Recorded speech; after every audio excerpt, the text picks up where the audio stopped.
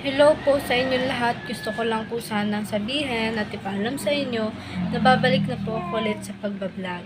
Sana po, suportahan nyo pa rin po ako. Gaya po ng pagsuporta nyo sa akin noon. Pasensya na rin po ako, nagtigil ako sa pagbablog. Kasi may mga problema rin po akong hinarap. Kahit bata pa po ako, may problema rin po akong hinaharap. At sana po, suportahan nyo po ulit ako.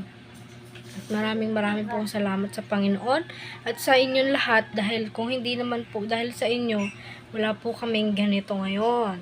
Wala po kaming mga nakilalang bagong mga kaibigan at lahat. Maraming salamat din po kay Kuya Ram, kay Ate Cherry, dahil po kung hindi rin naman po dahil sa kanila, di ba po? Pero aminin po natin, namimiss po natin si Lola Damiana. Diyan po nagsimula ang lahat kay Lola Damiana, kung bakit ko po kayo nakilala. Pero hindi rin, kasi dahil po ito sa Panginoon. Nakilala ko kayo nang dahil ipinakilala kayo sa akin ng Panginoon. Yun lang po. Salamat.